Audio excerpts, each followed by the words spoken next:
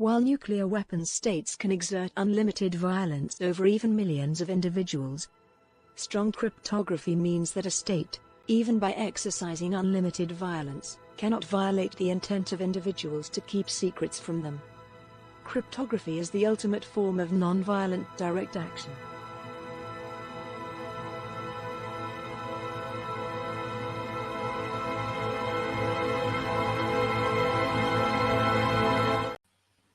All right, everyone, welcome to the 137th episode of the World Blockchain Roundtable. Our hosts for today are Satoshi Shaun, everyone's best friend, and Greg from Rivet, and me, Joe. I'm your MC today. I think we should rename that. We just for something to change. But for 2024, we should have thought of this something other than Master of Ceremonies. I don't know what to call it. Well, there needs to be like a streaming reference, right? Like it's a new medium. There has to be some kind of word for that. It needs to be a new. I agree. So let's think about that. Let's do it. All right. And today's episode is blockchain to recover stolen property. It'll be read a bunch of different ways, or at least a good few questions. So some good questions. So quick update on the WBRT, the Roundtable Layer Ownership Tokens, the governance tokens, the distribution from last week's episode. So every host from last week will receive 888 lot. Every topic contributor from last week will receive 666 lot. It is programmatic. I didn't do that. I'm not a numerologist or any of that crap, but it's kind of funny whenever you see something like that. Last week's theme was nominated by IAM4IAM, who will also receive 666 lot. The ownership tokens come with free edits, very important. So if you're in the layer, free edits, governance votes, most important, and then passive income forever for as long as the show goes on. So all cool stuff. And whether they call it income or not, it's at least a way to earn rewards and reputation from doings and past doings on the show. So it's all good stuff. Theme of the week this week, again, blockchain to recover stolen property. Again, nominated by IAM4IAM. He's just killing it here, right? IAM4IAM. Happy New Year. He's our most consistent questioner, I think. So Anyway, so I guess, do we have anything to start off before we go straight to the set of questions? What do you guys want to think about doing here? I mean, there's so much going on right now, right?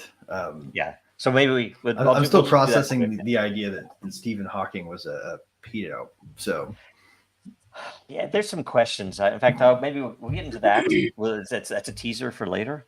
Some of the things that I understand, because there was one thing that might have been a joke and might have not been, but also something that I didn't readily understand until after I saw a couple of comments and like, oh, that's kind of gross. So anyway, a teaser for later. Gross stuff from the elites. So always something to look also for. Something probably more dark than that we have to think about, because one thing that probably is worth pointing out right now is Bill Clinton is also a man who's pushed buttons and seen thousands of people die. This is not a good person. Yeah, Lisa. I wish she was here. I really wish Lisa was here, because on Tuesday she said maybe he was. Maybe he was a good guy. Maybe Bill Clinton is all on our side, and he's just let's get up. And I was like, no. She's like, Hillary's evil. Maybe Bill Clinton. I was like, no. Okay, I'm going to refresh the questions. We'll again, teaser for later, right? So the questions. Here we can see the questions. And also for later, I got to be a Russian this morning before I started the show. What'd you do? Minutes. I got to be a Russian. You got to be a Russian? Or did it consist of like drinking a black Russian or? No, I woke up and there was some breaking news, and I listened to it, and I was like, wow, this is what Russians hear every morning. And now it's to be the same way. Neat. More on that later. Right on. Okay, so first question from the great Dayrox. Question: is there any way to recover liquidity tokens from a fraudulent project that had a site where liquidity was provided and the site was removed from the internet? Probably the tokens are still locked in the smart contract, but it's impossible to release them because the website supporting the smart contract no longer exists. So, who wants to start with that one? Who wants to start with that? I could take a crack. Yeah, Greg would need to before me. That's like Go right on. smart contract. The Bullshit. the rough answer is it depends, right?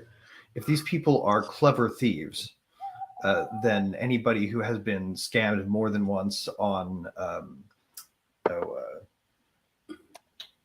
B&B chain, right, will know this trick, right, where they have in the smart contract code that you put your liquidity into, a blacklist of cannot access or a whitelist of must have this status to access the withdrawal function, right? If that's not there, you should be able to make the calls using just a basic call to the Ethereum network or whichever network you're on, right? So unless they've put in structures to make it so that you can't get money out when you thought you could, whatever signal the website was sending, you can send directly and cause the blockchain to do what it does. Ultimately, that's what all those dApps do, is they sort of pull the strings for you on the universal public backend. So that's one of the really cool things about blockchains is even if a fraudulent project goes down, or a good project goes down for that matter, if you look at Tornado Cash, That's how I was getting the comment. You can kind of access it still. You threw me for a loop there, Greg. I was thinking it was all good actors, and then some government entity or something came in and shut down the website. Could be. Then how would they be able to get right? Same thing. Working with them, okay. Yeah, it's basically the same because the backend they're accessing is the same one. That's the beauty of a public chain. Yeah, and I will augment that. There are some cases where you might have a project that requires a second signature beyond yours. But something like liquidity, that shouldn't be there. If you staked your own tokens to a project or to a smart contract or to a liquidity pool, there shouldn't be a permission layer outside of that. It should be that if the website went away, you should still be able to go to that smart contract. And if you hold the liquidity pool tokens, and whether it's NFT or otherwise, you should be able also to even find that contract from that token. So you should be able to go to your wallet, see that token. Yep. There should be if it's on although be mindful, they oftentimes use proxy contracts to execute commands on that wallet. So look for the thing that you send transactions to in the Etherscan history. Yeah, and that's a lot of people, or on whatever your block scanner is. Right. Yeah, a lot of people. If you're talking about locking something up, shouldn't it just automatically release per the smart contract once you hit the time period or whatever the? Well, if it's time locked, right? But if it's signature locked, then no. And even if it is time locked, a lot of times it won't do something automatically. It just means that after that time lock, you have to then go in and release it. But it's one of those things that, for example, on the Block Explorer, there will typically be a contract tab. So if you go to that contract, you can see transactions and things. But the important part is you go to the contract tab. There will usually be a read tab or a read interface and a write tab or interface. So the read tab would be to, check. You could put in your address and see what metadata about your liquidity pool. Or if you go to the right side, it'll be where you can, release, burn, stake more, whatever else. So, and you would typically and it'll tell you what you need to send. Yeah. If you want to, you can actually send it from your own endpoint because, and I normally wouldn't plug Rivet, but 3 million requests a month. If we support the network it's on, then then you can sign up for free and use it to directly signal the blockchain once you know where you have to send it. And I will say one extra added thing to bring up is that there are some contracts. I've not dealt with it with a liquidity pool, but I have dealt with it with a few other contracts where the interface is, how do I say this? It's more complex than a simple field. Like typically you'll have here's a call and you can fill out a couple of fields like here's the address, here's an amount or whatever else. But sometimes they're encoded and it's really ugly and nasty and not ideal. But there are ways to encode the entry for the field that you might have to go to someone technical to figure it out. There might be documentation somewhere to figure it out, but it is still doable, even though it's not going to be as obvious and direct. So anyway, great question. Y'all Weird says this. It is important. It is true. And, as it relates to the topic of today, to recover stolen property, I wouldn't consider it stolen. I would say this is more like abandoned, as if you put, if you had a storage unit and you didn't abandon it, but let's say the storage unit company went out of business and they didn't even go through, they just abandoned it, that you would still have your lock on it. You would probably still have to get in through their locks on the outside, but it's more like that. It'd be more like it's abandoned. There could be situations where it would be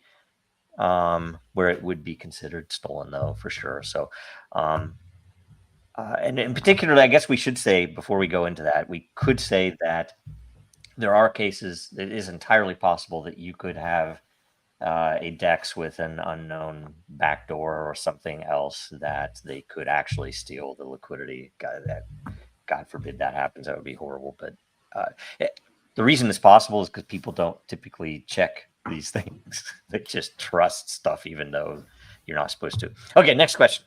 I am. Question: what about other assets that get registered onto a blockchain? If the owner of an asset is eternalized on a blockchain and that asset is later recovered, proof of ownership can be verified, right?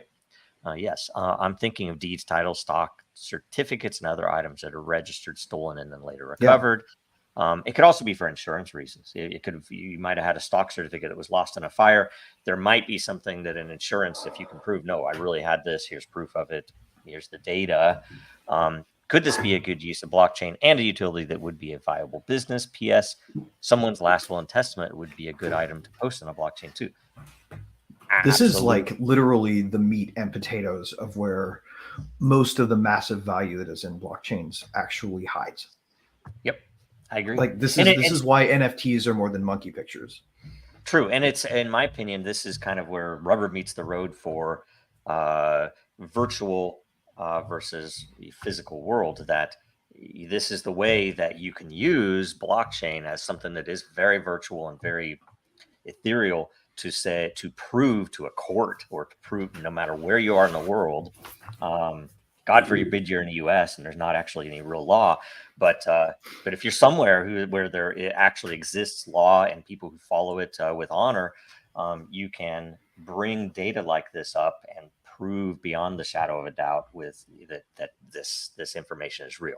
And so the best evidence is what you want on chain. So that if that's documents, if it's signatures, if it's video proof, other media, you want that on chain. And whether it's the hash of that stuff, it's still provable.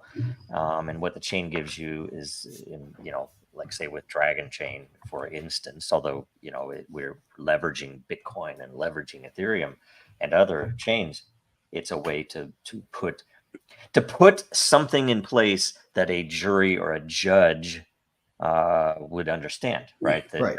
Or that I mean, this is particularly crazy. Like when you're in the US, the one thing we do have a very, very secure system of is property law documentation, right? Like if you're talking about real estate deeds, the United States has a miraculously uncorrupt system. Pretty much everywhere else, you have to deal with the possibility that someone more powerful than you that wants your thing can just get that office on their side by either threats or graft, right?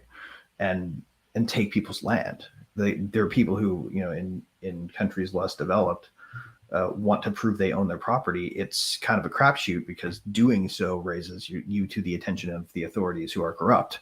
We're waiting to steal it. This is something that that I think will benefit the world. Have you guys ever heard of the project What 3 Words? Yes, I think so. This is the idea is divide the entire map up into 3 by 3 meter square blocks, right? And then give each of them a 3-word name. And the naming is such that each square has a unique name. It's deterministic. That's the whole planet divided up into 3-meter blocks. Yep. And you can tokenize ownership of those in a way that would allow you to cluster them into my property. And they didn't do that, solve right? so many problems by having that. They didn't tokenize them, right? Because I know nobody's done it yet. The headquarters of the Dragon Chain office, actually, one of the 3 words was dragon. Totally random. We didn't have anything to do with it, and somehow that happened. It was pretty cool. We could end property theft, like from corrupt governments and the warlords. Yeah, that's something that like we always say we don't have to worry about, but it's being talked about more and more. Is that because that's one of the real we talk about meat and potatoes of that. There's countries where the government changes every decade, and if you have like a farm or something that's been in your family for 10 generations, and then all of a sudden like it's the government de jour, and they're like, oh, this is ours now. I'm like, no, this is my family's farm. We've had it for and there's no way to prove it because all of your proof is based with usually the government, and if that changes, you're screwed. And then we were talking, about a Boogaloo scenario, and all the division and everything, and what I wanted to know what would happen if like Oklahoma, Texas, whatever we had our divorce, and Texas. Let's say Texas was a country, and Oklahoma was a country, like it's kind of supposed to have been a union. But like, what happens to all the treaties and like reservations? It's like, well, that was with the U.S. government. We're now the Republic of Oklahoma. Like, she was, Lisa's like, I'm sure they would just honor it. I'm like, well, it's also politicians who are usually terrible, so I don't know. Right? Like the Federal Reserve note is only as good as the paper it's printed on. Yeah. Yep. Okay. So that, and the custodian paper, rather. That's all the questions, right? And I mean, on that, again, it's all history, it's all events, it's all data, but the blockchain gives you an interesting way to either store it or to separate it as something that is transferable, and like also, as always, it helps stop the corruption. I mean, if people don't think about it, they think I bought this, it's mine, and it's over with. But you could literally be like 5 years later, and something happens, or you got a cop who's a jerk, and you're like, well, this is mine, and he took it, or and then like, well, you got a receipt. And you're like, I bought this 5 years ago at Best Buy. Yeah. Do I have a receipt? And it's a lot easier now, but because with everything's digital. But imagine if everything was on chain. It was like, boom, there's a scanner or something. It's like, oh yeah, it's yours. Yeah, belongs to your wallet. I got it. Something was now I'm gonna take a little bit of it because this kind of converts into a little bit of current events, at least. Well, before we move to current events, I did have one last thing on the topic. So okay, this is still on the topic. If you want to go first, I just want to make sure before we move. You go first. Yeah, we won't go with that. You go first. Oh no, you go. I'm drinking. Okay, fine. So I think the key thing to take away here from all of this topic is that we have had everything functionally stolen from us by third-party custodians. Anything you keep with a third-party custodian is not yours.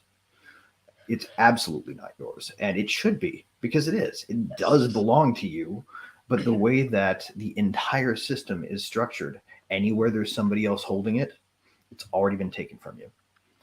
You are holding it in proxy of a bank, of a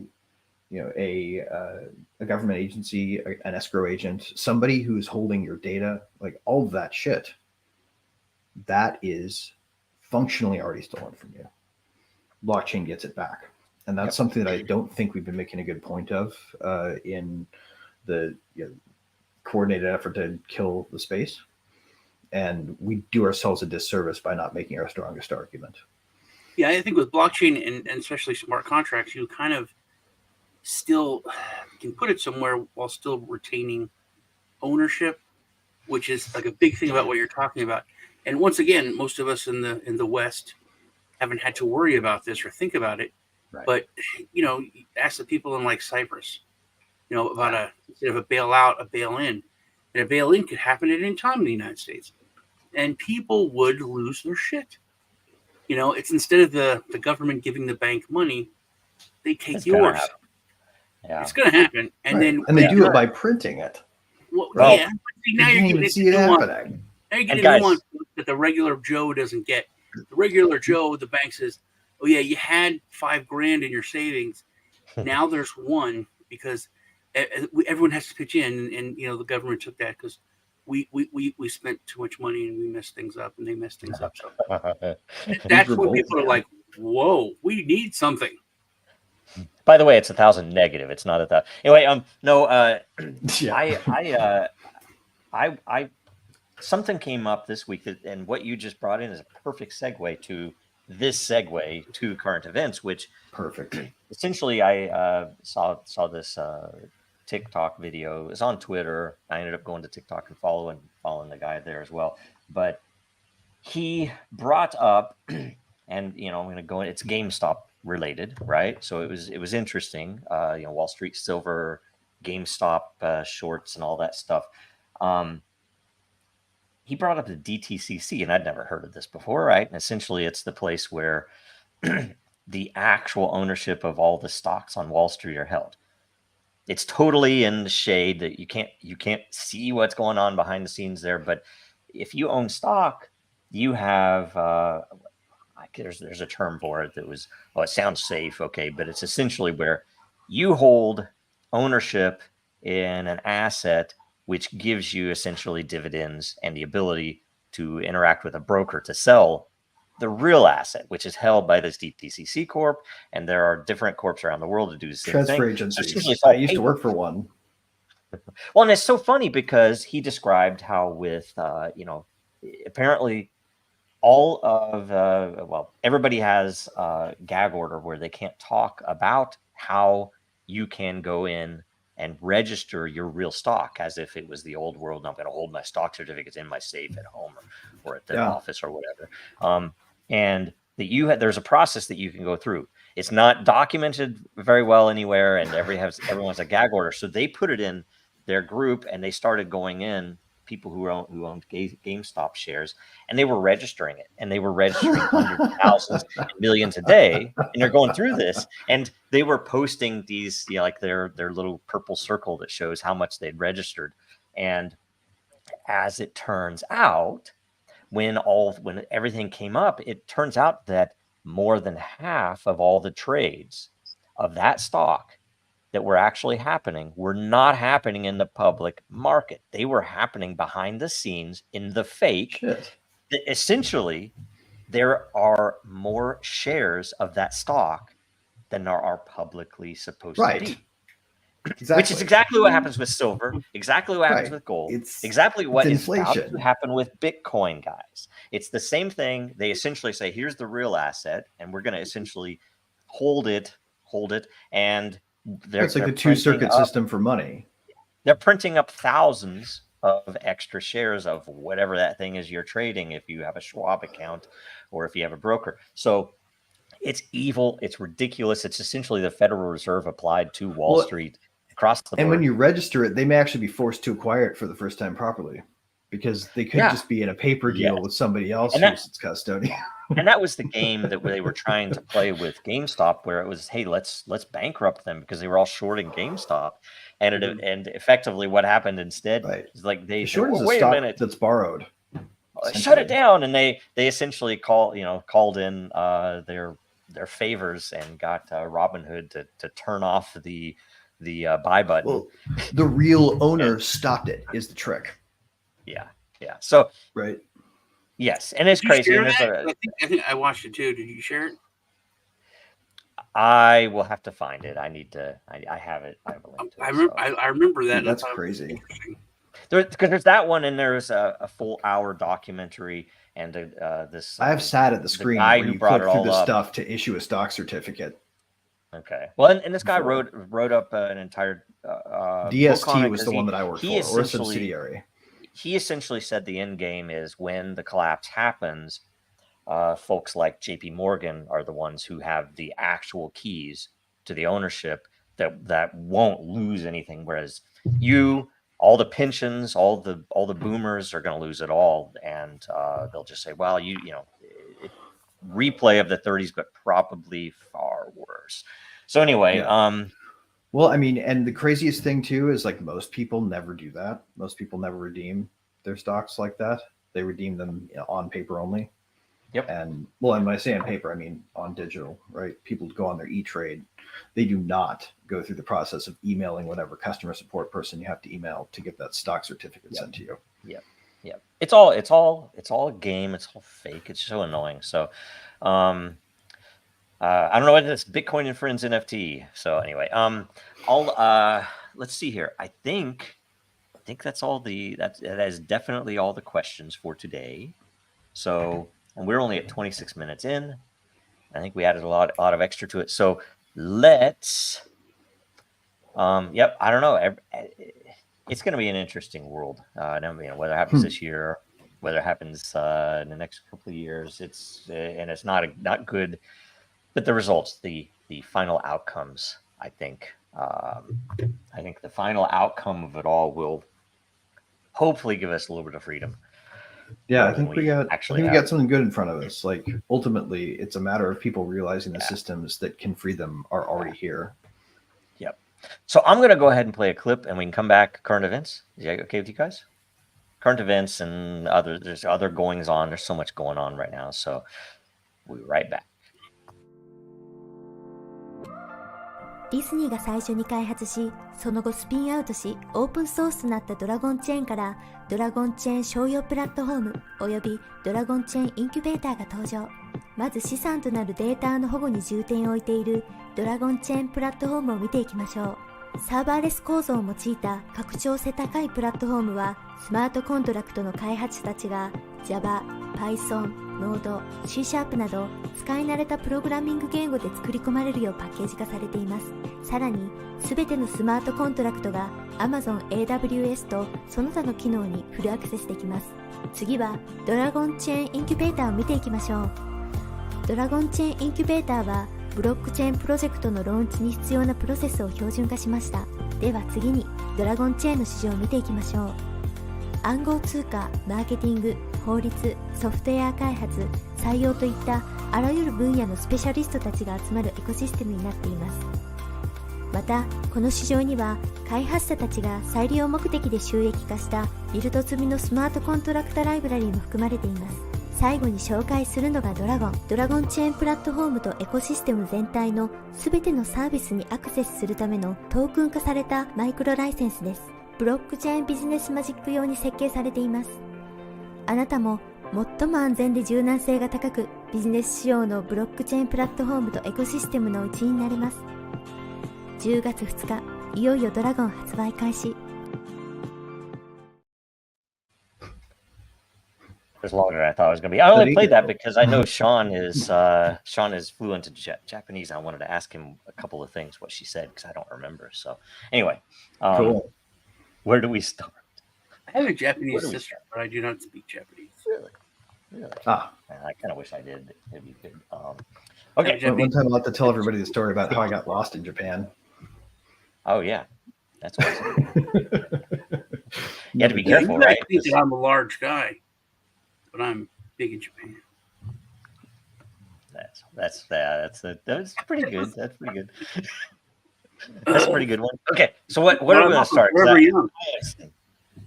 I'm actually kind of glad John's not here because I was kind of worried for his, and maybe he's smart and didn't show up with what popped yesterday because it might affect his. He is in New York, and he is a comedian, and he's trying to get various jobs there and stuff like that. So I always worry that we might say something that would affect his chances, with certain people. So anyway, I don't know. Shane Gillis is getting pretty big, and he says crazy stuff. Oh, really? Yeah, really crazy stuff. But he has a way of doing it. He says something terribly racist and whatever. He goes, "Yeah, my dad said," And then he's That's oh, horrible. Dad did this, or Dad. I read this. You just read the headlines or something. That's probably you probably just read tweets. You probably get away with 4chan. It's actually what hard you- to find anything overtly racist on Twitter. Yeah. On X anymore. No, Wow. it's not. Well, I mean, without There's without Twitter that you can without find. actively adding that to your search terms, right? Like, there's a key there. Like, we don't. I don't like to create Yeah. data trails of me searching for shit like that. Especially with like just being like a YouTuber and like, you know, every like crazy people, you know, follow you on Twitter and like porn stars and whatnot. So I've seen some people's like, that's weird. Who's that guy? And then I'll click on his page and then whoa, and then the people that comment, they're all, and you can go down to where you just find some crazy stuff. Yep. So this is multicast. It's on YouTube, of course, which throttles us quite a bit. And we know we have more views than they report for various reasons. It's broadcast on LinkedIn. It's broadcast on, and I guess on YouTube on 2 channels, on the Dragon Chain and the Den channel. It's broadcast. And my channel. I'm streaming on mine now. There you go. It's on X. And it's also on Twitch, I think, and on X, on Twitter, on both the Real Denizens and the Dragon Chain. And it's also on Odyssey. We should try to get it onto Rumble, yeah. maybe as well, because I think we can Yeah, now. Rumble. I think we do pretty well on Rumble. There's not a lot of consistent stuff out there. And yes, Gazoo, I have to admit. Yeah, Rumble's like old weird YouTube, right? You can find super bizarre stuff, which is fantastic. Their But biggest it problem also is makes the like some of interface. the streams a little cluttered. Like if you have the app on Rumble, you can't actually see your history. You say, so I can't go back. It's like I know I watched this video. Where is it? sorry, Joe. We don't keep track of your hit. It's like I want it. I can't even look at. Also, it's not free. You got to pay for it. That's a big thing. Oh, what? You don't have to pay for it, do you? Yeah. You mean to broadcast? They charge me $10 a month. I don't know. I thought it was a normal. Oh, thing. to broadcast onto it? Maybe, yeah. I just when I started my account, they're like it's $10 a month. I'm like, oh, okay. Oh, well, I've not done that. I don't have it. Maybe if I paid, I'd be able to. Maybe it would then give me history or something. Who knows? But we need to do that. We just haven't set up a roundtable account there. So maybe we should just do that. It's 2024, right? Anyway, I've been amazed at some of the stuff, and I mentioned to you guys before the show. I don't think there's much revealed in the new info. There's a little bit, a couple of things like, right? well, like Epstein was actually directly involved in the founding of the Clinton Foundation, and that I think wasn't known, which means. Well, I think the biggest news is, and they touch on this, they've hit it with the Gates for some reason. For some reason, they're not letting Gates out. But all of these or people, Oprah maybe. All these people. Well, I don't know because they haven't talked about it. Well, it's But all easy these though. They've people left enough had blanks. relationships with this guy, and they're like, "Oh, I didn't know he used, I wanted to get money from my do good thing, and he had money, and people told me he said that money helped you with your thing to do good." But it's after he was arrested and convicted. Yeah. And then Dude, he got divorced over this. We know some shit went down. So if you know, and that's the thing, because people are like, oh, because they said it to Bill Gates, and he's like, okay, move on. They're like, yeah, but you went out to dinner and did all this stuff with him after you knew he had done this, and he was like, I just said that I wanted you to do good stuff and get money from him, and he tries to pull that the Stephen King defense. Where they're like, hey, we got to get money to Ukraine. There's this thing, and it's terrible. They're like, yeah, but that guy's a Nazi. He's like, well, no one's perfect. And, that dude was totally trolling Stephen King, but he was like, yeah, it didn't matter. He's a Nazi, whatever. He's not perfect. But Russia, those Putin people, oh, God, they're terrible. It's like, yeah, but, he's a Nazi. He's like, oh, well, whatever.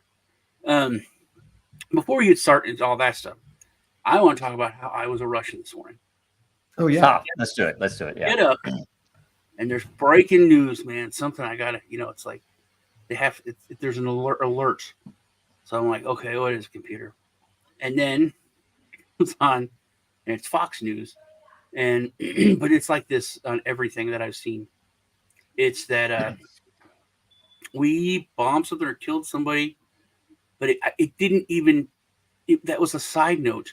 The big thing is they were Iranian-backed rebels, Iranian-backed whatever, and it literally didn't tell me. I don't know who we killed or what we blew up. Only that they were Iranian-backed with Iranian drones. We killed those Houthi rebels. They like threw a rocket at us, and we sunk 5 ships. Literally, like it's so ridiculous to me like that they people shot keep at our saying the helicopter, Houthi and the so we Iranians are sunk connected. They're all totally of the not. ships and killed everyone. It's silly, but those at least they said Houthi rebels backed by Iranian forces and drones. About okay, this one this morning, I don't know who we killed. I don't know what he did, but they're just Dude. hating the fact that it was Iran. But it's not them. Well, that's If the you thing. look dude. at the history of it, And you know I what it think really everyone- is? I think when they wake up in Russia, Ukraine didn't fight back. Ukraine didn't attack. It's NATO and U.S. forces in Ukraine backed. Yeah. UN and NATO forces backed. Those that's probably what they hear every day, because it's true. It's Well, yeah, it's a true. proxy It's war, true. and it's what it is. And now everything that we're hearing about it's a proxy war. Any country that messes with it's a proxy for Iran. Uh-huh. You know? They're just using words they've already taught us to tell us the next thing. I mean, come on, right? Like everything. That pipeline bombing allowed them to start using the word false flag to describe the stuff that other people are doing, right? Because it taught it to the mainstream. Everybody thought that was a victory for people who talk about false flags. No, now they can use it to talk to them. And they have a bigger budget than us for a truth engine, right? Like the thing that pisses me off about the Iran thing is everyone who has any knowledge of world history will remember that most of the Houthi supply comes from U.S. stock taken from the proper Yemeni government when what was the guy's name? It's Sanar or Sarar or something like that. Dude, I know there's an S and 3 A's in his name. Former president took the military with him, gave it all to the Houthis. Like this is where all of the military shit that they have comes from, and we gave it to Yemen with U.S. aid. They're using U.S. fucking shit. Oh, of We course they did are. this one again. It's just like the Mujahideen, right? Like it's another fucking Al Like Qaeda, ISIS. and they just Who created want ISIS? to blame Iran Who for was it, it? so that we can have another Iraq war, right? Yeah. We can go after the terrorists and another country we want to take out at the same time. Is what they're pushing for. It's Iraq War Part 2. You're posting stuff now, which It is just I pisses applaud me you off. for doing stuff. I just sent a video in our Telegram group. Okay. You can download that, put it up here, and post it and play it. It's on subject with what we're talking about, and it's Okay, out there. I'll It's look. real, and it's I not. might I'm shocked crash. that it's not enough. Because Telegram. Oh, I don't have Telegram installed locally on this Yeah, box. Amanda might. So sorry, she's not on. So Yeah. we If you see a news can- story, by the way, that says Iranians refuse to disavow Houthi attacks, by the way, if you read into that, it's actually just them not wanting to make a public statement against it. It's not like Well, I will tell you. not like they're taking responsibility as a proxy or anything like that. I will tell you some of the stuff, and this kind of even mirrors because since October 7th, with the what they call that, the Al-Aqsa flood or whatever, I don't know who called it that or why it's called that, but all of that stuff kicked off a lot of really interesting things, not necessarily revealed. More, it is more of a realization by people, and it's an odd thing because when and I know you guys are probably like this too, when you're online, when you have discussions with people like you guys, and when you're on 4chan or even DIN or Twitter, that there are so many things, and a lot of people think, oh, it's crazy. Who knows what's real, what isn't, and you kind of end up with a little bit of a good pattern matching skill set, and some things are pretty notably obvious after a little while. The things that aren't mentioned. It's like, okay, of all these things, take the JFK assassination, look at all the theories, and look at the ones that there are no books about, that there are no specials about, that are allowed to stay online on YouTube or otherwise. And you realize that's probably a nugget of truth in that theory, because it's not the one that's being pushed by HBO, right? And so you're thinking about stuff like that. And when this stuff happens, and it happened, shortly after October 7th, when things blew up and you could see the propaganda being pushed by various very large nations, essentially, or small nations. And we know how they do it now. Yeah, but then you look at what happened yesterday. And I tell you, like, say, even, Larry Sanger, for example, I mean, it's like he's brilliant, founder of Wikipedia, right? Super smart. And he posted it, is like, is this real? And the question was that essentially Epstein was Mossad. And I'm like, yeah, I mean, if you've been paying attention to anything in the past few years, that's one of the most obvious things that we can say. That, who's holding it. It's not, I will tell you, Epstein was not just some math teacher in New York that somehow got enough money to buy a freaking city block and set up cameras in every room, right? Well, that's not really what happened. Do you watch my show on Tuesday and then just everything you're talking about? Like I did on Tuesday. Yeah. Did you know Anthony Blinken?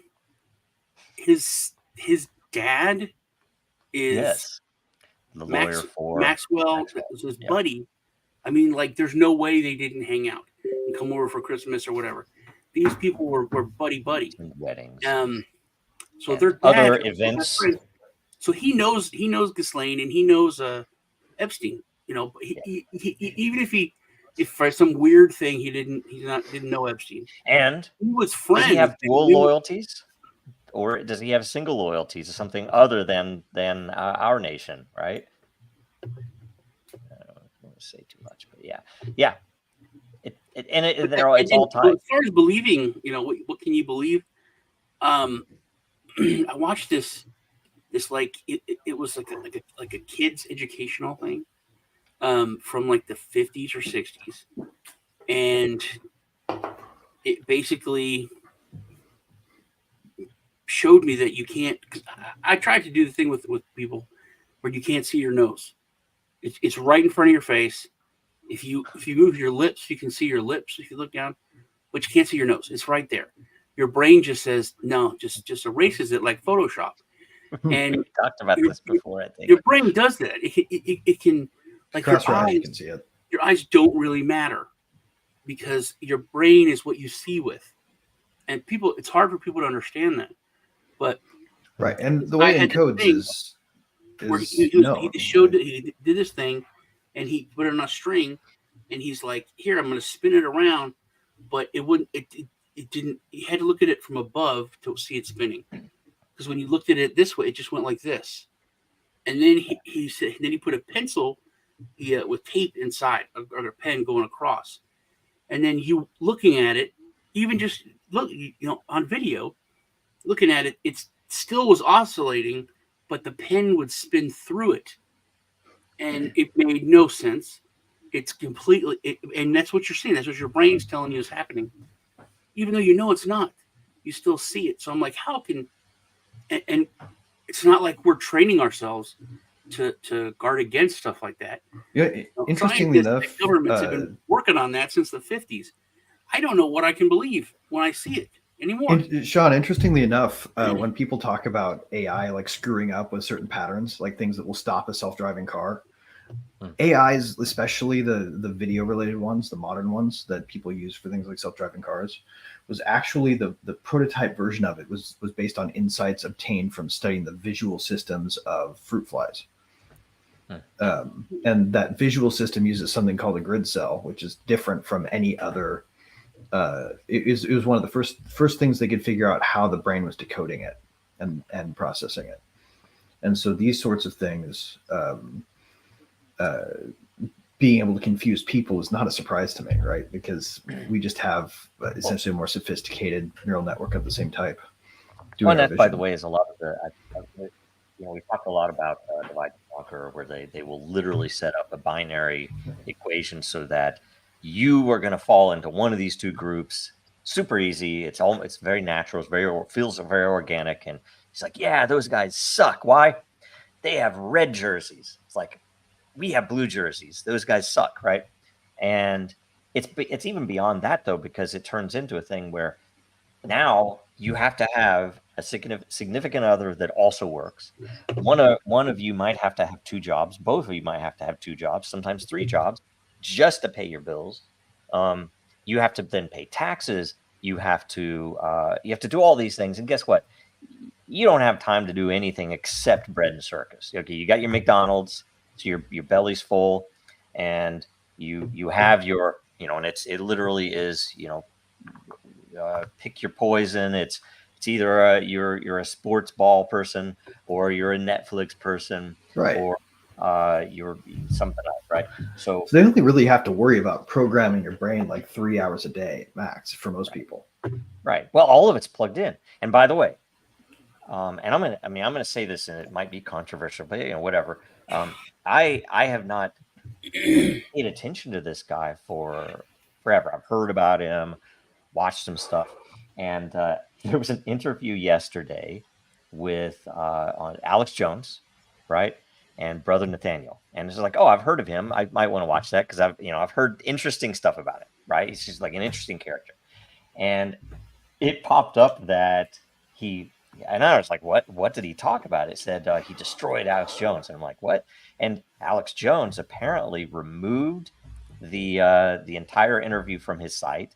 Removed it. They downloaded it itself. Removed the tweet that said he's gonna be on in however many minutes or whatever, and it just kind of went blank. And we're like, okay, I need to go find this. And so some people had recorded it. It was later uploaded to Rumble, I think. I watched it on Twitter, on X. Again, are we calling it X or are we calling it Twitter? We need a policy. I call it X Twitter. I'm calling it X. Okay, all right. So the policy is freedom, right? So anyway, so I watched it. It was super interesting. My litmus test now to know whether a politician or a speaker is full of it, are they controlled or are they ignorant of reality, is literally, what's the key? What's the most, everything else, in my opinion, everything else springs out of infinite money. That whoever holds, and he multiple times in this interview quoted Rothschild. I think it was Mayer Rothschild about the give me control of the money in a country, the creation of money in a country, and I care not who makes its laws. That is our current situation since 1913, and that's my litmus test. If any politician doesn't cite that as the key thing that we need to solve, to fix in our world, they're full of it. They either don't understand what the real problem is, or they're controlled and are trying. I read an interesting theory that they're trying to narrow the Republican field to just Trump and Nikki Haley. Yes. So the idea, I think the idea being that they can bar him that. from the election, and she's the only other choice. They are ramming her down our throat. I mean, I get texts like, talk about a warmonger too. Jesus Christ, horrible. She's like the Biden from the last time. Right, it's the same person. There's a couple good Democrats. You could have had Gabbard, for God's sake. But anyway, no doubt she's going to take up Bill Ackman's crusade Gabbard's control too, though, to shut down even more speech on college campuses. There's something now that Brandon Herrera is running for Congress in Texas. I should vote for Brandon Herrera, but and this is a bad word to use. I can never think of it when it's good to use the word maximalist or ism. They're always bad, but this constitutional maximalist, that's a litmus test for me. Constitutional maximalist. I would maybe say that I'm more even than that. I'd be an Enlightenment maximalist. That could be because the pretty broad, though. Constitution made some compromises to authoritarianism that it didn't have to. We could always make it better. Yeah, and that's I'm a You know, feed the I tree watched- maximalist I watched this myself. clip last night from that Brendan Fraser movie about Harvard and Joe Pesci's a bum. Man, I don't know. Stealing this Harvard, I movie. think it's called Stealing Harvard. But Joe Pesci's a Huh. bum, but he's like, he says, I'm a Harvard bum. Fraser takes him to his class, and the professor's like super snotty. And he was talking about like usual like super liberal, the Constitution's crappy, America's crappy, people, And he gets in this argument with Pesci, and Pesci's leaving. And he's like, the thing about the Constitution is that they know that the founding fathers knew they were not perfect, and they made it so that it could be changed. You could fix things that were wrong, except for the Second Amendment, and it specifically says shall not be infringed. But all the other ones, yes, you're able to fix things that are wrong. Yeah. Yeah, well, I mean, that's why they didn't even. There's the strict versus loose constructionism stuff that happened, and that's why you had the Bill of Rights, where theoretically the Constitution itself should have been the opposite. It should have been illegal for the government to do any of the things, but they listed them anyway because they wanted to be. And the problem is the Constitution has no enforcement arm. Yeah. Right? The courts are a post hoc enforcement arm. Is the problem? It allows for people to do a executive thing, enforcement, right? and then Courts wait are for like the court that. case. Right? Yeah. The government can just wait to be sued while it's doing something unconstitutional. Mm-hmm. Which And is- it's usually I one think way for a trained Parliamentary is What they probably do an is- improvement on what we have, both for Yeah. efficiency and flexibility. But I think we ought to make two changes to it, big ones. One, we ought to repeal any amendment that doesn't have to do with protecting people from government. Anything in there that gives government new rights is illegitimate. So that we got to kiss goodbye the income tax. yes, We got to kiss goodbye the congressional pay raises. Those sorts of things don't count, in my opinion. We wipe them out, and then we say all future edits have to be line item edits of the existing document. No further amendments that expand. Well, I will say the Jefferson's theory about his quote about ever so often you need to spill some blood for liberty because things get messy. It's what we are where we are right now. And not that I'm advocating anything. I am a watcher. I expect things. I don't. I'm not advocating certain things that I do think we're going to see though. And I think it could be done. One good improvement to our Constitution, and it should be considered for other similar constructs, is what I call the bloodless revolution amendment or clause or stipulation, where a law can't just exist forever, that it has to be repeatedly, actively renewed, or else it goes away. And we already have that, though. Do we? We have so many freaking we have, laws on the but books it that just never go away. I think the risk is that if we make it a renewal thing, where they have to renew it, then we'll get exactly what we saw with the Patriot Act, right? Like they renew that pretty fucking reliably. I think No. And I said this.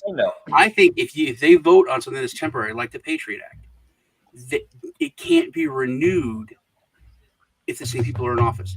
So I think they should have to sunset it for a year You and then can't reenact vote it in the for next extension. That's the session. thing, though. Because you They can put as much literally money put your in. vote down. You literally put your word down and said, "This is for 2 years. This is temporary. This will It not should be sunset You guys, wait a minute, real first. quick, They should have to at real least quick. You wait guys a congressional are session to pigeonholing reenact this thing. something.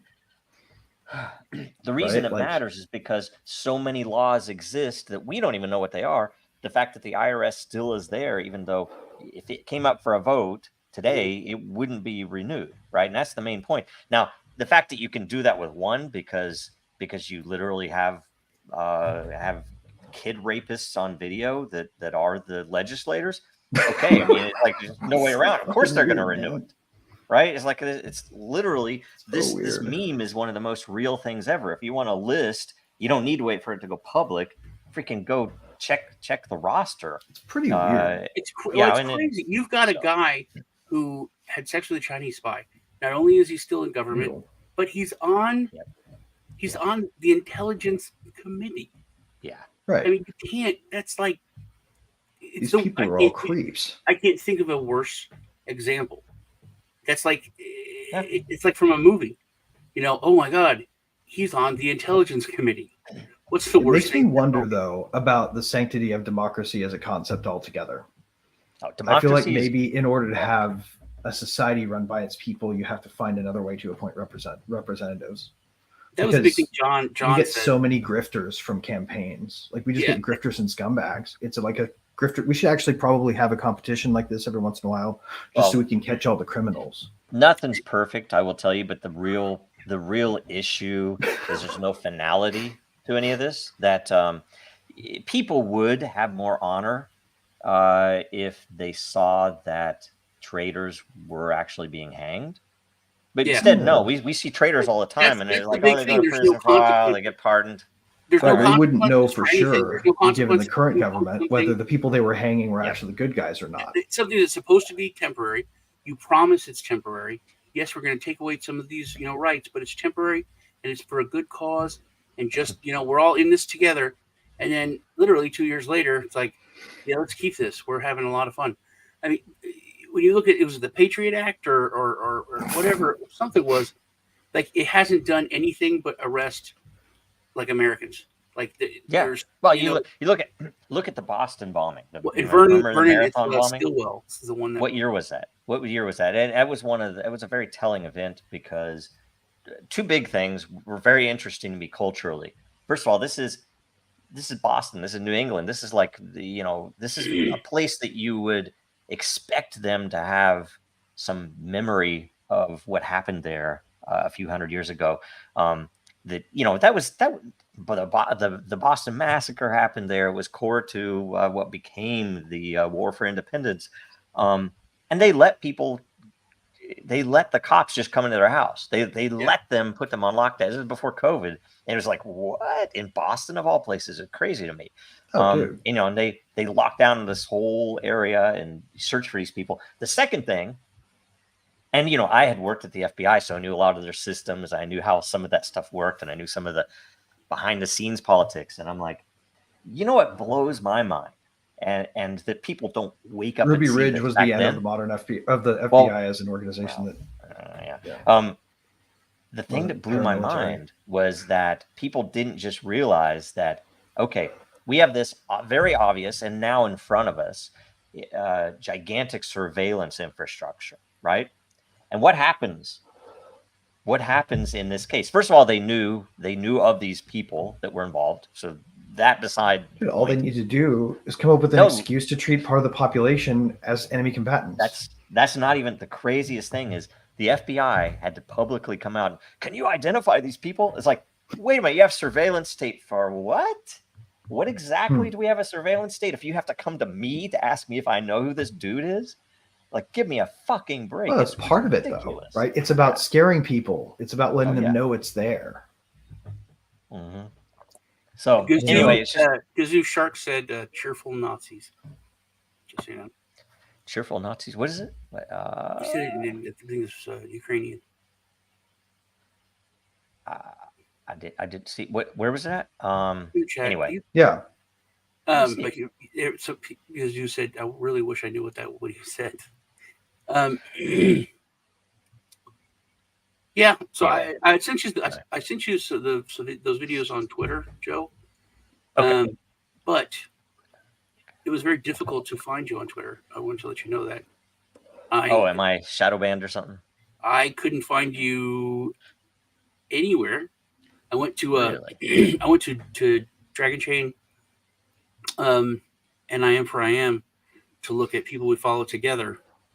I typed in your name, didn't come up. Okay. Let me see what I can find. Well, I will. So, okay, I have these videos here. I could put them up. I will have to probably share with audio, which might kill me if I drop out. I'll come back. You guys just keep going on. Okay. Which one do you want me to show first? We need to show the one TikTok one. The other one, I forget what. I think it's just Biden admitting to a manipulation of the electoral process. I will do that. Let me see if I can do this real quick. If I can bring it up Twitter without showing everything in my DMs, right? Just One could show second on. here. Well, it'll probably It's go so big annoying. screen when you play it. It but goes it's to just hard. full freaking screen. I can't pull it up to the window. This is so dumb. Wait a minute. I can pull it up. Let me see if I can share it from here. Man, what a pile. I tell you what, Twitter, X, whatever the hell, for all of what they're doing, so freaking annoying. Yeah, I can't share it as a tab. It's stupido. So stupid. Well, they're trying to stop people from data scraping, right? Yeah. Let me Hang see on, if I got can see if it frozen again, so I'm gonna jump back on. I'll be right back. All right. I'm gonna try here, Sean. 1 second. Let's see here. Nope. Like I can share all my DMs. I can let people see what people are saying to me, but I don't want to do that. So you just share let me my see. DM. Oh wait, I got it. I found a way to do it here. I can't share it with audio. Crap, this is bad. We'll try it. Maybe it will. No, it won't. It won't share it with audio. Yeah, I don't know how to share stuff with audio either. Lisa has to do it. Well, you can share it in a tab, but I can't share that in a tab unless I want to show all my DMs. So maybe I can find. I apologize, guys. This is so stupid. God, this is so annoying. Here, maybe if I shrink the screen. Here, if you don't mind. Well, you said something maybe sensitive right before that in the DM. So I'm not confident or not. No, Oh, wait. this one. I think we. He said, maybe I'm going to shrink it. Maybe I can do it this way. Okay, here we go. It will be kind of small, and it'll be kind of ugly. So apologies to everyone, but at least I'm not exposing anything. And man, a lot of talk about nothing. I'm sorry. Let's see here. Okay, here we go. And I'm going to share it with audio. Okay, and now I'm going to throw it up here. And I'm not exposing what you said before that about the nukes. There you go. So here we go. Already. Hopefully, tell me if you can't hear it, and I'll stop. All right. Better see this. Yeah. You're good. Let me whisper a secret. You're one sexy kid. Don't tell mommy what I told you. You got it? Mm-hmm. I'm recording. Oh, you're recording. I told me. And this guy is running the country? Did you hear what he said? Yeah. Oh shoot! I didn't bring Greg. Oh, hey. I did not bring you back. Sorry about that. Did you hear that? If you could turn it up a little bit, can you turn it up? What'd he say? This is a girl. So this girl. I'm gonna run it again. A selfie. So he I'll play it again. leads in to do a selfie, but she's recording. And hear what he says. Something. Better see this. Yeah. You're good. Let me whisper a secret. You're one sexy kid. Ew. Don't tell mommy what I told you. Ew. How is that not enough?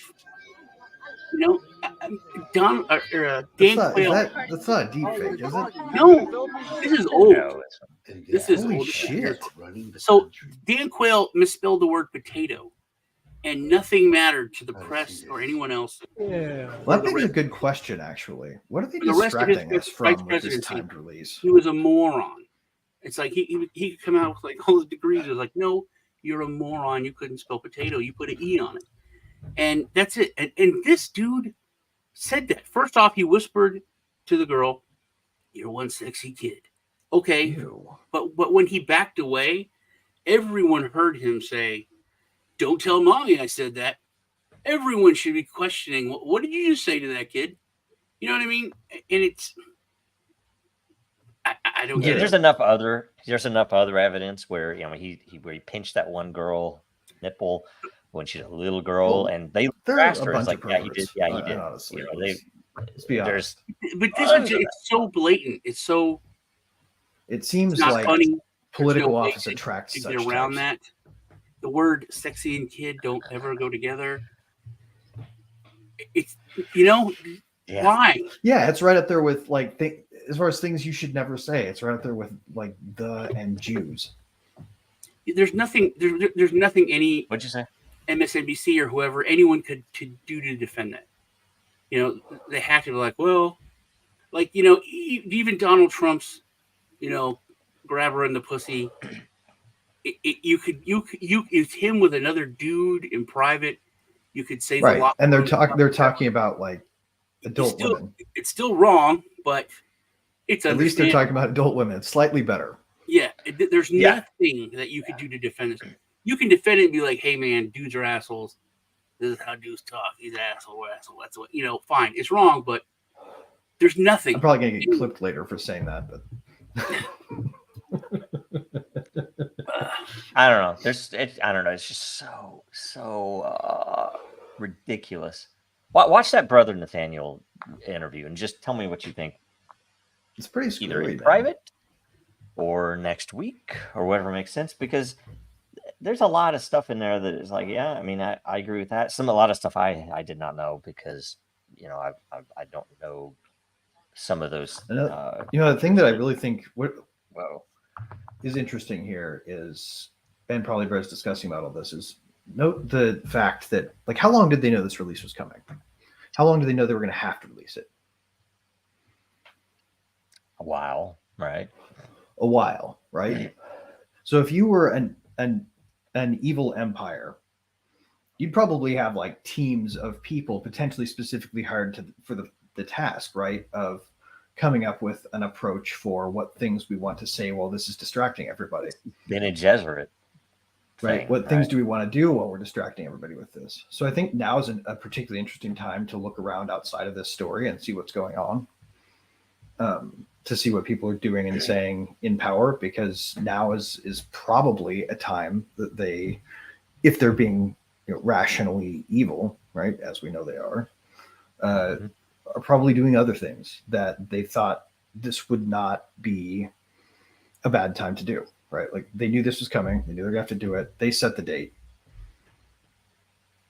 You know, what else did they do? I believe he actually admitted to this.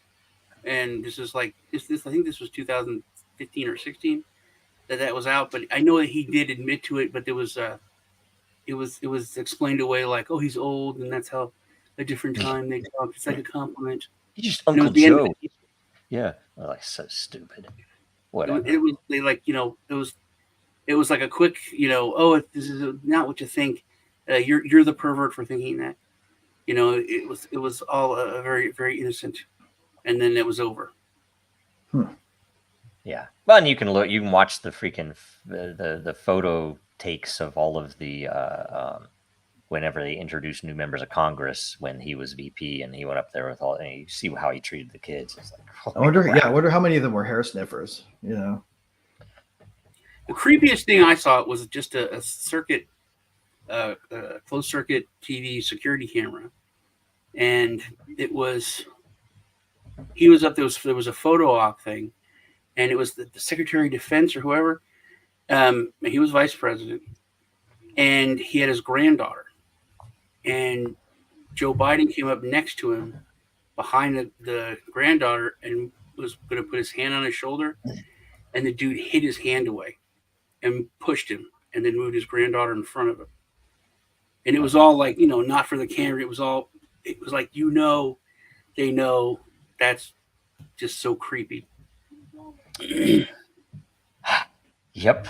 And I say, you know, someone asked, you know, how many of our legislators or government are controlled, and I'm like, you have to assume it's 100%, or else the ones that aren't would be wanting to push out the list, right? Yeah. Well, I've always said that once you get to above the state level, you have to have compromise in some way to get to that level. They don't let you to the big show unless, you know, you can see there's no reason for the DNC to be here. After what they did to Bernie, it should have been like, oh, this is a joke. It's not real. You know, right. Well, and what they're obviously we that are a member of this wanted this person, and you know, a couple of people in a back room decided, no, we can't have what we want. So that should be the end of that group. And it wasn't. And then they basically did it again. the next time. So it shouldn't be around. Well, I mean, and it also, I think it's interesting too, because it marks the beginning of the use of, information warfare tools against regular people. If you want to know when they field tested all of the, the things that they're using to trick people and censor people and get them to go along with their own subjugation right now, it was in that Democratic primary, right? Like that was when they really tested because I personally thought that that had they elected Yang, we would have had an interesting situation. It would have been a little different. And that kind of difference was obviously shoved out, right? Like if you want to watch a system shove out a guy, they started working on him right away. Yeah. I'm wondering what they have in store for Beck wanting to remove the FBI and what else. I wonder what some of the other things that are about to happen. And and by the way, that Brother Nathaniel video brings up a couple of points with Trump, even that they're not. He specifically said they're not afraid of Trump. They control Trump. All of his properties are they have a handle on him. What they fear are the people who follow Trump or his followers, his fans, whatever. And my interest is in the loss of control, because to me it appears that they essentially let Trump come in order to capture all of his followers and essentially placate them, keep them from doing crazy stuff. And I think they've lost it, because I think even if Trump comes in, if Trump doesn't come in, when that is, that those people are far more awake than they would have ever been. And the things that really matter, we go to the Federal Reserve, we go to the actual money, we go to all of the deeper levels of the infrastructure. That stuff's at risk, because once people realize that it's a game and we might as well be ruled by aliens, that's when everything changes. So, well, I mean, and there's also like the second term thing, right? Like presidents in their second terms stop giving a fuck about the establishment and what it thinks. It's sort of like a natural, like the pressure comes off. It is the very end of the line for political aspirations. They know they're about to retire to a career of lucrative public speaking roles, right? Like they're going to walk away from this thing a winner by the time they pass that mark. That's still the narrative to control the Trump people, because if you look at the end of his, so he the lost, question is, right? Will he do that? Well, that's the thing though. What I would expect Trump to do is to pretend like he's going to actually build the wall this time. It's like, well, why did you last time? To pretend like he's actually going to pardon Assange and Snowden. It was like, why didn't you already do that? I don't think he's going to say anything about them. But that's the thing. He will get asked, I'm sure. And yeah, but he's still afraid of whatever threat they level. You have to wonder why.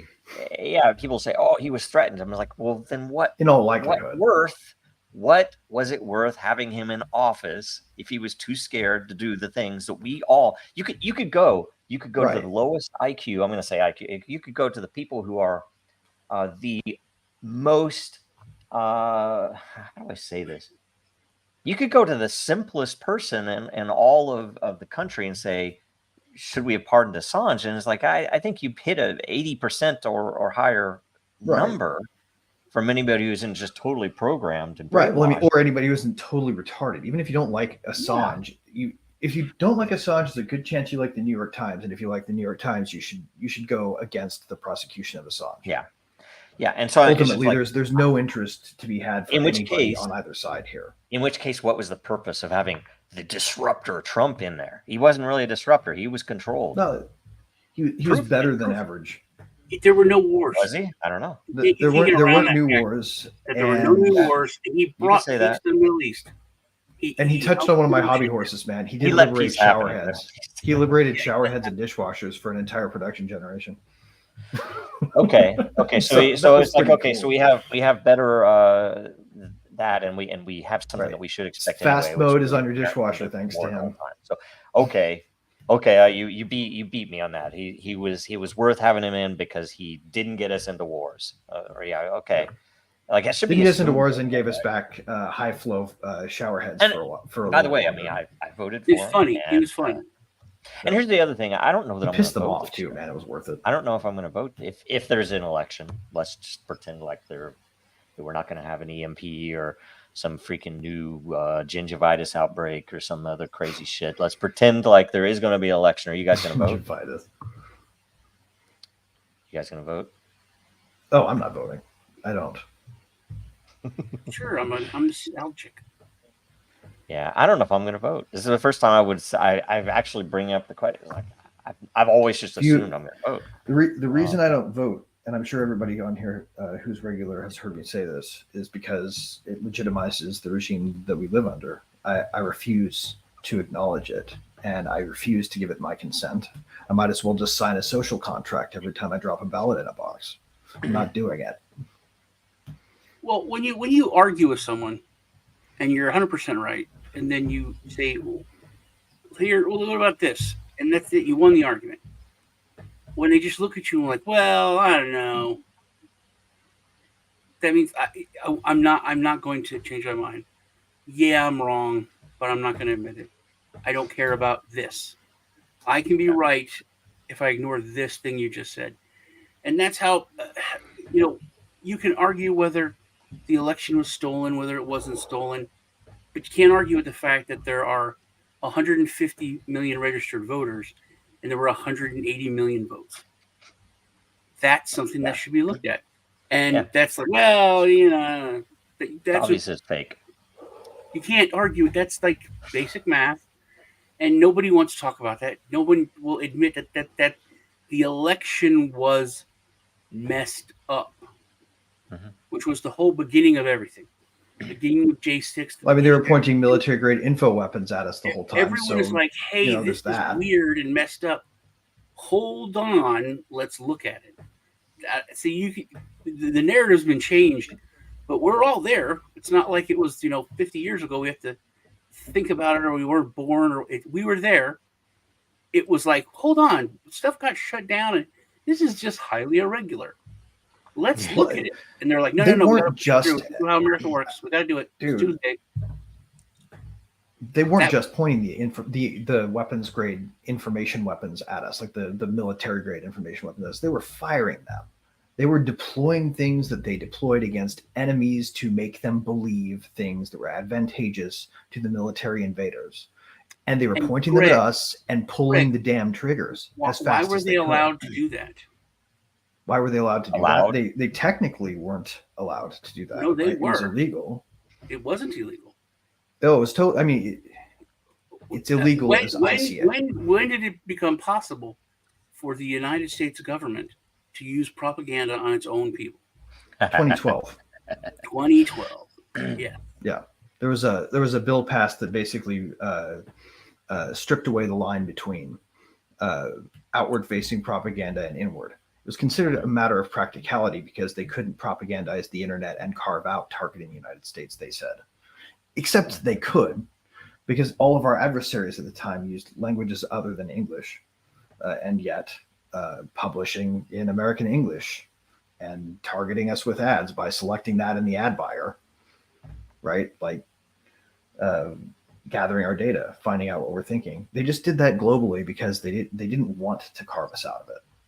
And they didn't want to carve us out of it, not because it was too hard, which they will claim, but because it was too easy to get away with. They didn't have anybody standing in their way. Why not weaponize against us? There are people like the cypherpunks who do things like give everybody PGP encryption in the 1990s, or that make fools of the government by exposing leaks that embarrass the shit out of them, or expose their war crimes. Right? Like, the internet made that possible, and it wasn't until after Trump that they got serious about fighting back. But that election was, I mean, the digital equivalent of a fucking carpet bombing every day. They were pulling triggers on military operations against our own people. And that is why 2020 was not a legitimate election. Period. Yep. Tulsi Gabbard that's where she works in the military. is that warfare department. But she is very cute.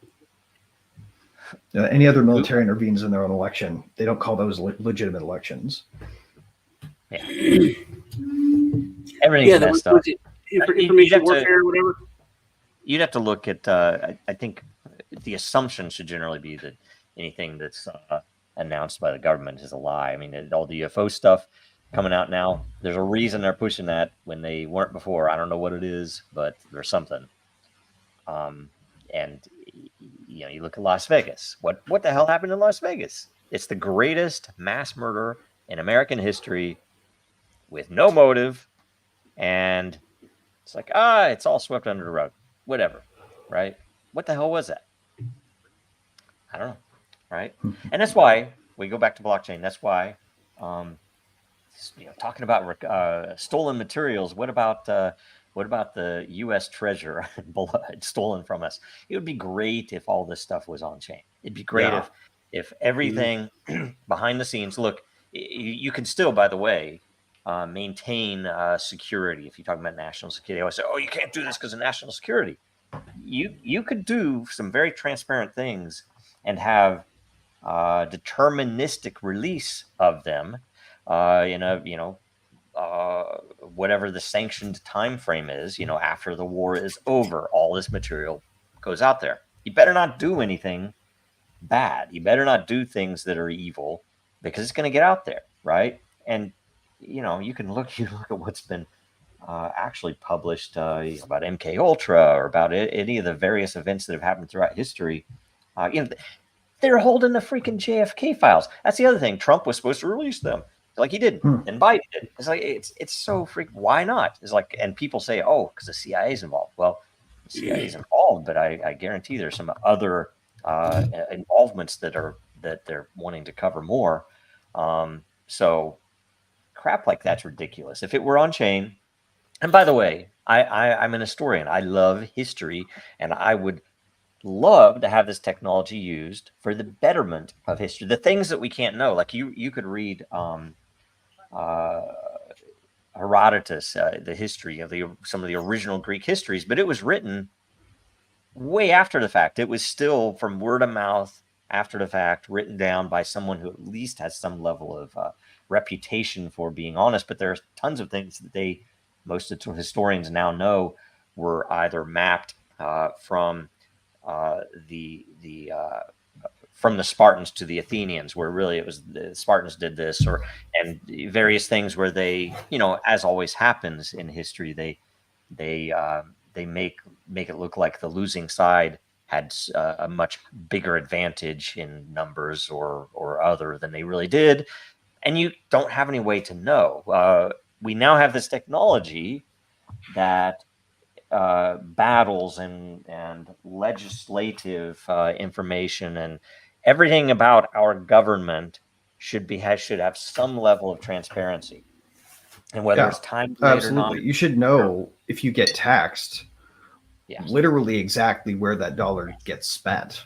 Yep, right. And that's a way of thinking that has changed so much. You know what I mean? Especially on your local level, like police body cams, anything with the police. You don't own any of it. None of it's yours. Yeah. It's local tax money. To go in and say, hey, I would want to see this video. Why this video released? Oh, we don't think it should be really. It's like, no, it's not yours. Nothing's yours. The bathroom here, everything here is not yours. It's all it's the most base level stuff, and people just accept that crap.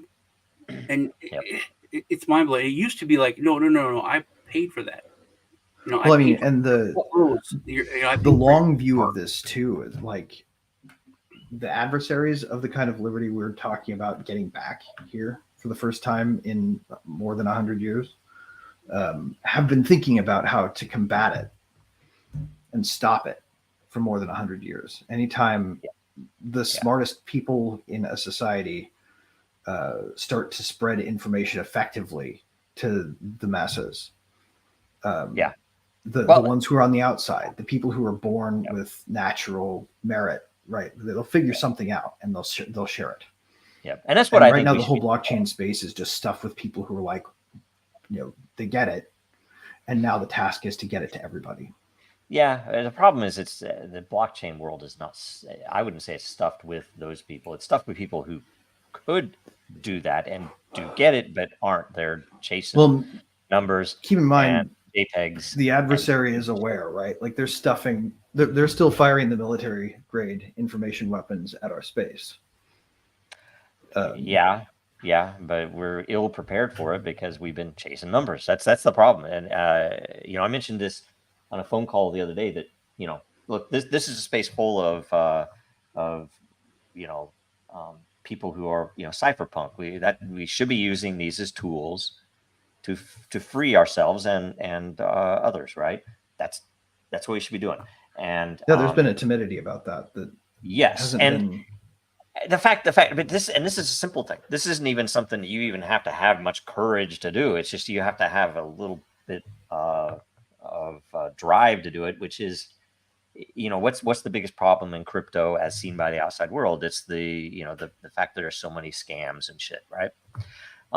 And it is a problem, and it is not the sole problem, and it's probably it's very much overplayed. And it's certainly not the biggest problem right now. It's sort of like focusing on graffiti on street signs when we know it's not the biggest mass problem. Murder by state entity is going on. But at the same time, Greg, a normal person who says, "Hey, this is an interesting thing, and I want to help out because this is my role in society," they come in here and they get scammed for their life savings. It's a big problem, right? Okay?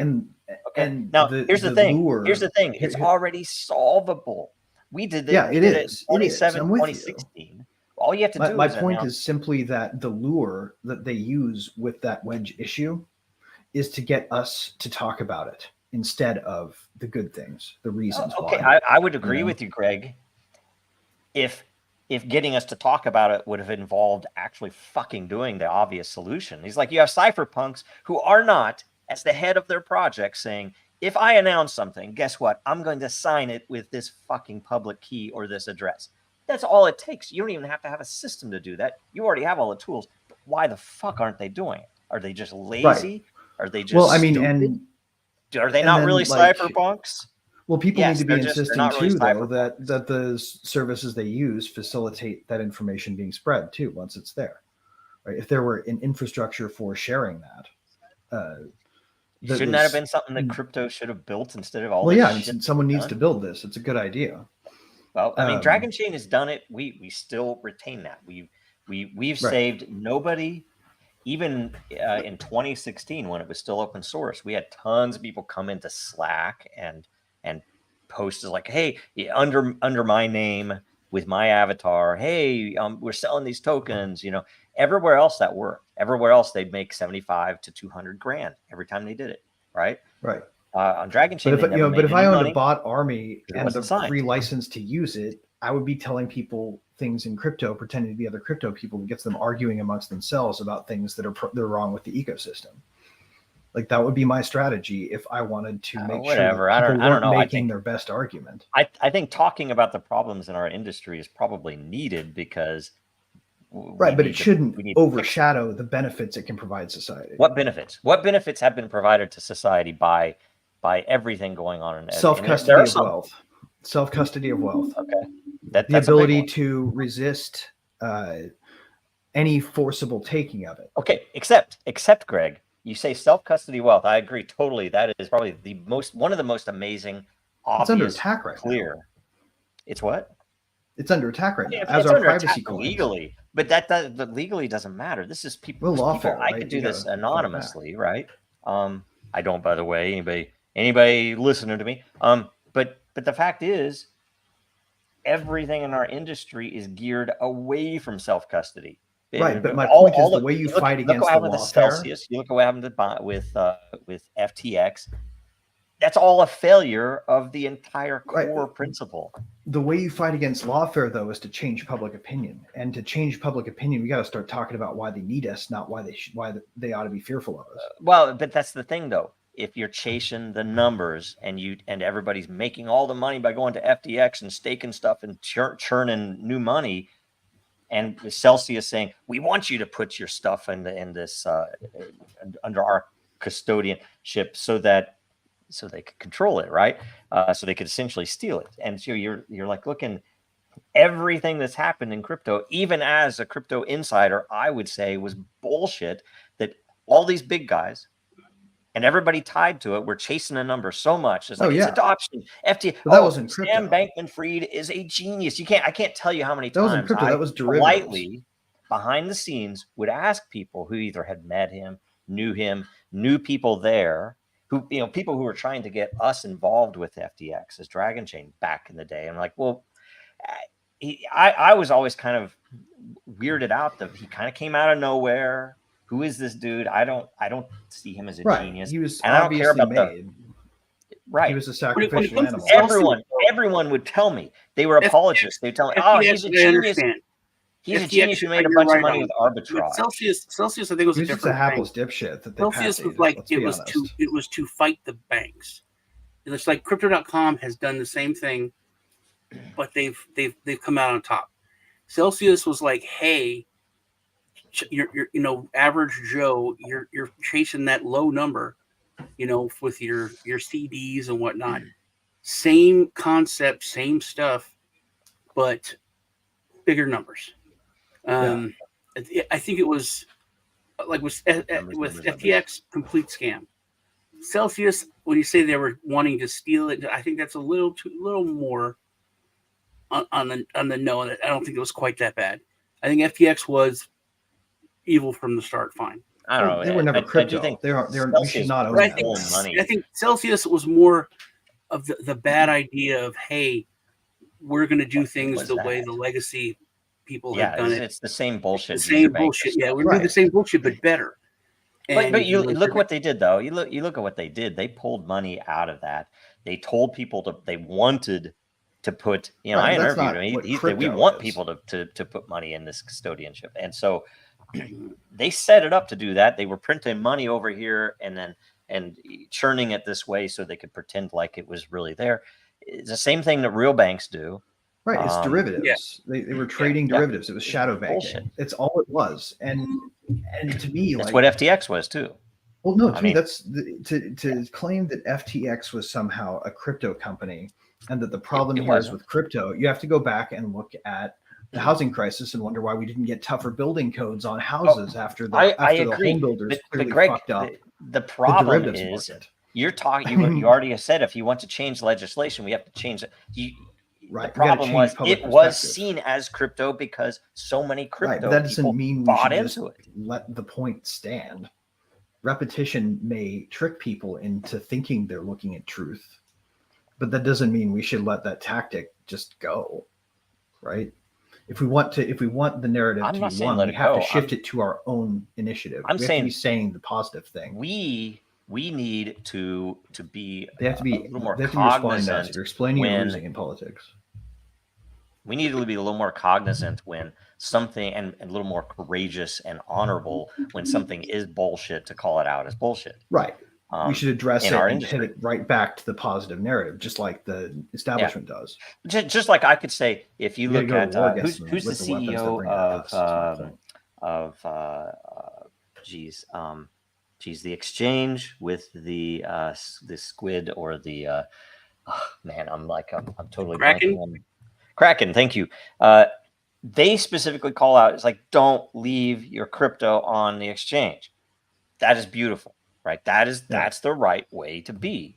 That's honorable. It's truthful. It's real. It honors the actual use, the actual, one of the core features of crypto. I mean, I remember when I first Bitcoin I bought, and I've told you guys this before. I even interacted with Karpeles, or however you pronounce it, on Mt. Gox because something didn't go through once. I mean, he was the support guy on the other end. I had no idea who he was until everything happened. But when I bought Bitcoin, that was one of the things that I described to people and I showed people, and I marveled at myself that I bought this thing, and what did I do? I didn't leave it there. I didn't leave it there to trade. I didn't leave it there as like, oh, well, I bought it. I own it.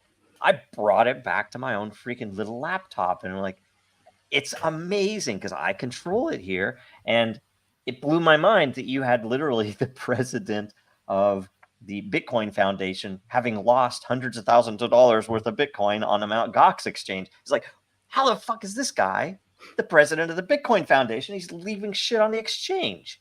And that is our world. And yes, it's imperfect, and I understand. Right. You can't ask for perfection, but we Point need to be being- able to call it out. And say, Right, but look, point being though, like what Vernon was saying, right? The other side's not going to back down. The way they fight, they're an information warfare based approach, right? Like they're coming at us to make people not trust us, in an effort to get people from not adopting the trustless thing that we use to sometimes build untrusted things. It's about But discerning the difference doesn't- between the underlying tech and the people that sometimes build bullshit on it. And that is why the tech is the most important thing. You know, you might describe Right, it but they want to smear them capabilities. together, and we're not doing a very good job of differentiating the two. I agree, and that's because we're going right along with chasing numbers and JPEGs. That Right. Let me, that's and the we are also playing along with, stringing up Sam Bankman-Fried instead of trying to shift the conversation away from that to the benefits that it can provide in the face of of some of the things that I don't know. we I like think about what the that's state's doing. I would disagree there because stringing up Sam Bankman-Fried, or at least calling attention Right, to but him, it's time to shows move on. how integrated he is. Is it time to move on? It shows how integrated. Should we he let is them talk about it with for the the whole of attack. election season?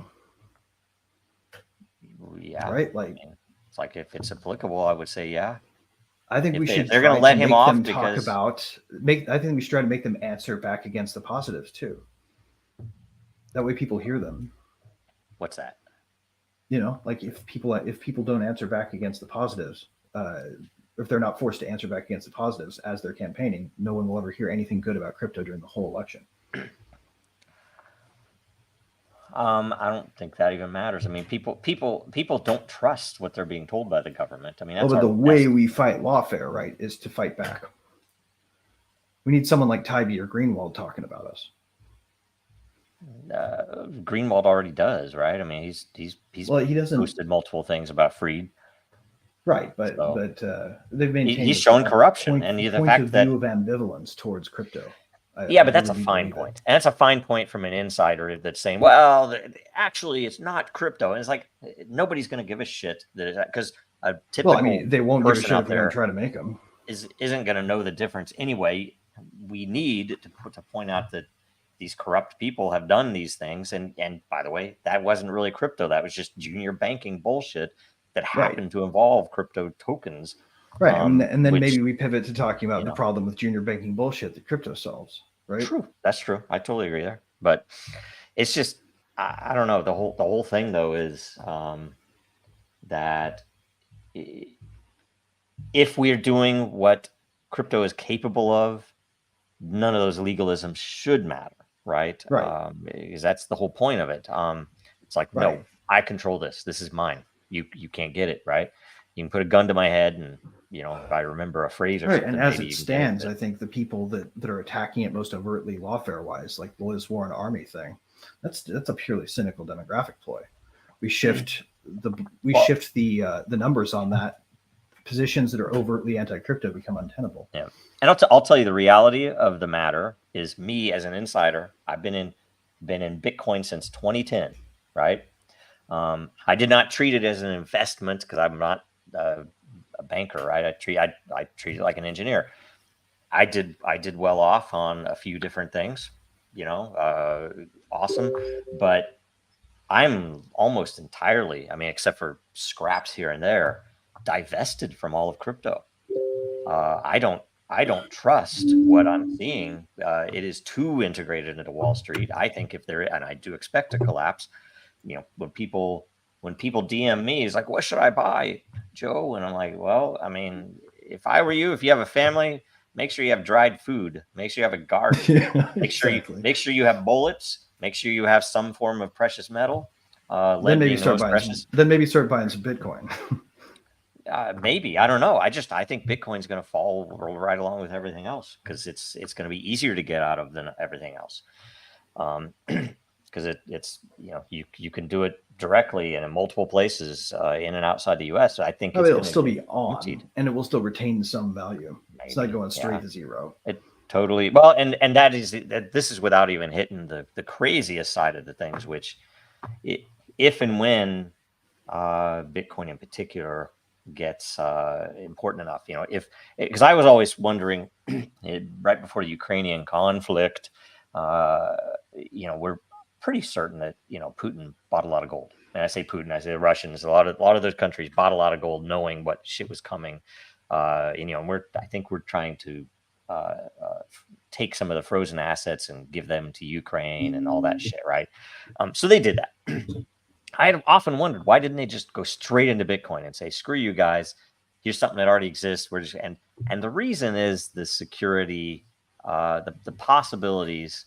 And I've said this multiple times, and I still think it's the truth. I don't think that things would have happened the way they did if there wasn't a backdoor in it, and a craze, not something something like what we've seen in recent years when the unbreakable things or things that we didn't even know were possible were shown to be possible in order to, you know, get some Iranian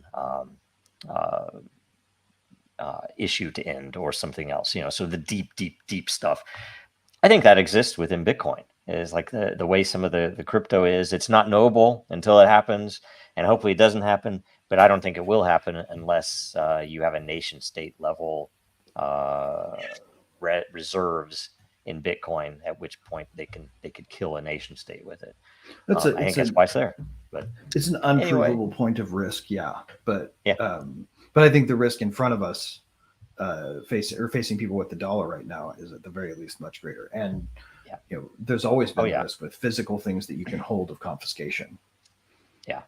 Right. Yep. That's the trade-off you make. Crypto can't be forcibly taken from you as we understand it, unless the system has a backdoor. Yeah. Well, or and if the system, they can the system, as physically far as go we can to tell, you does and not. get your crypto. You'll have it backed up somewhere, whether it's in your head or on a piece of paper. They could do the same thing. It's a speculative risk, but there are examples of physical taking. That's what I'm saying. Physical.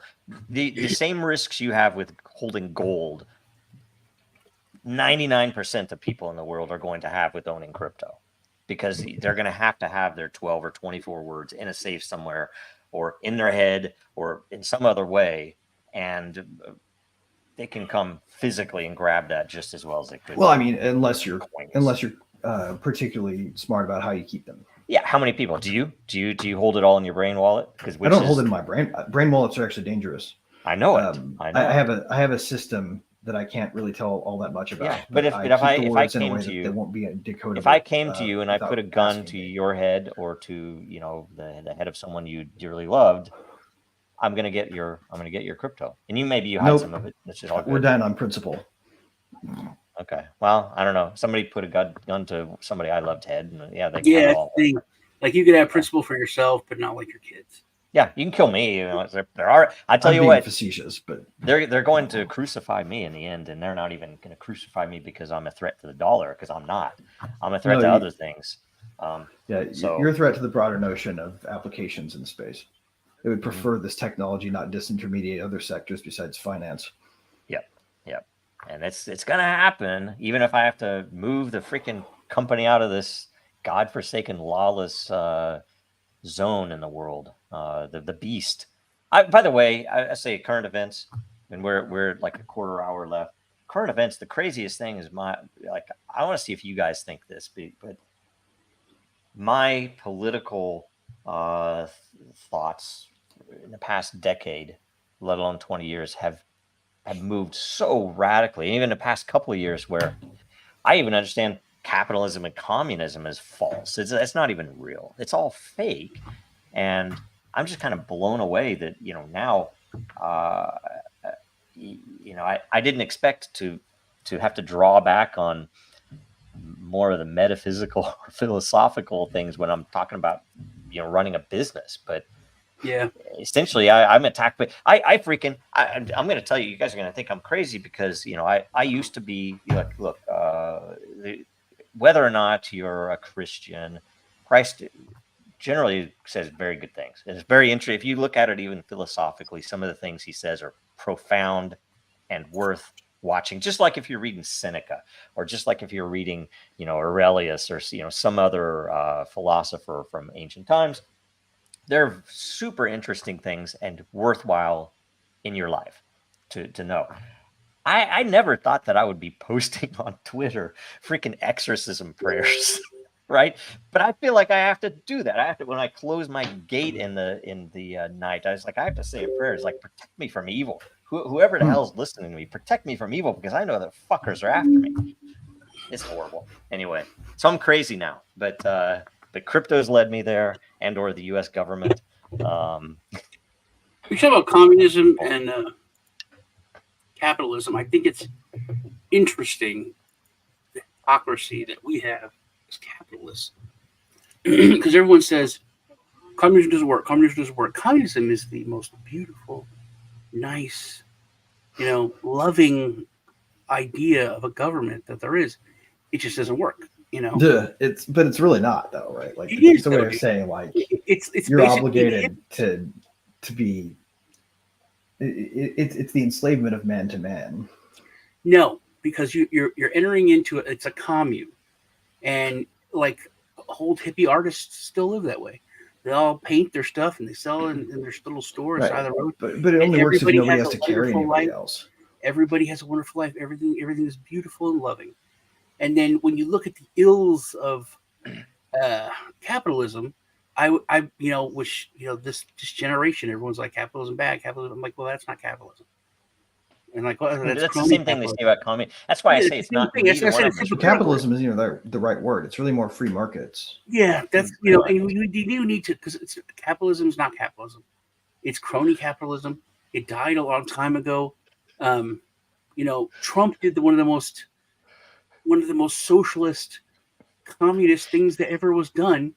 He bailed out the entire airline industry, and everyone's like, "Yeah, okay." Oh God, yeah. No, that's not. That's And not. that didn't capitalism. help them either. That made them all No. worse. They were assholes about it, because people were like, "I don't know," and the airlines were like, "Whatever, do it, don't do it, we don't give a shit." Right. I mean, and they did it using printed money, which came directly out of our pockets, Yeah. and we didn't feel it. Everything flows Yep. from that. You couldn't have war in the Middle East. You couldn't have Hollywood degeneracy being pushed all around the world. You wouldn't have all the hatred for the U.S. and Americans all around the world if it weren't for Hollywood. You And couldn't have none of it would election be possible. Texas being influenced by other states if you didn't. Right. Well, I mean, Yeah, well, it's you like might the whole even thing call.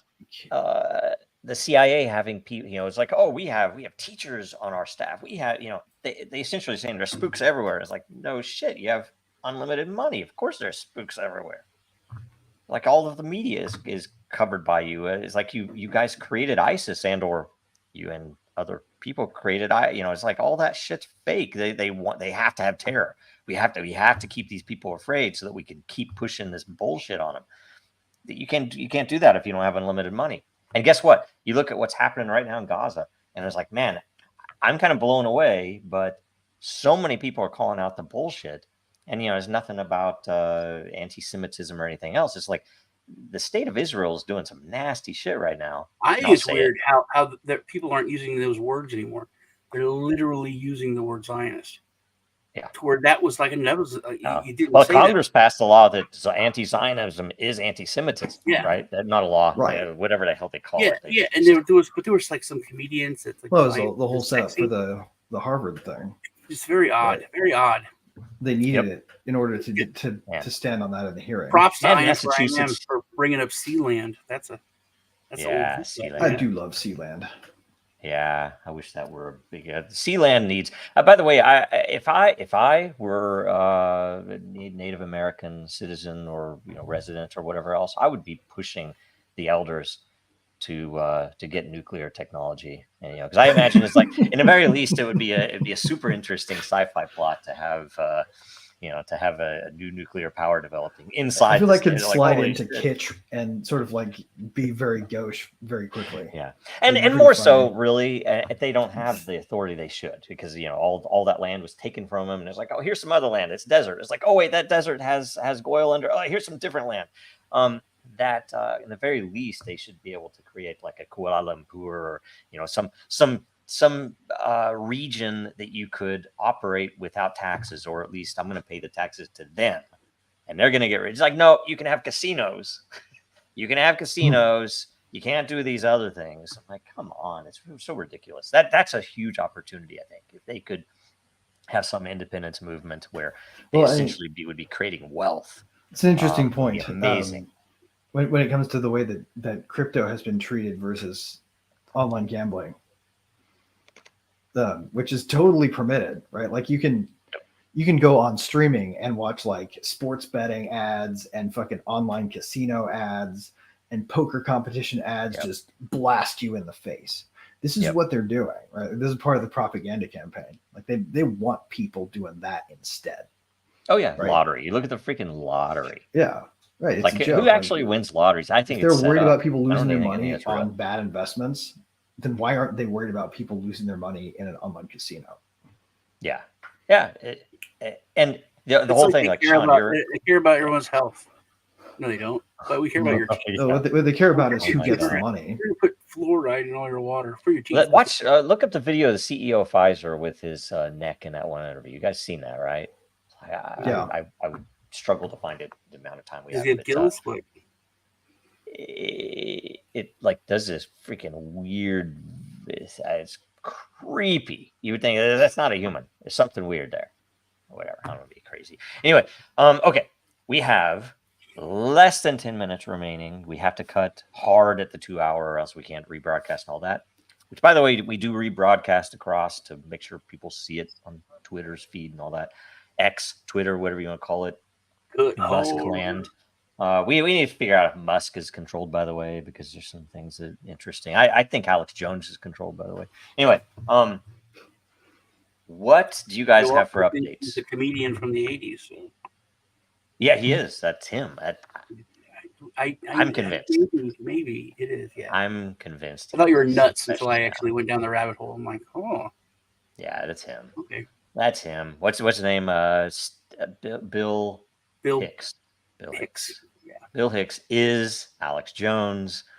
Too many obvious points. It's almost like it's a joke. Like they're making fun of us. Anyway, Sean, what do you have? What's going on this week? Got a show in a little bit today, a couple hours. Check me out on Tuesday, on True Tuesday. We do half on Lisa's channel and then half on mine.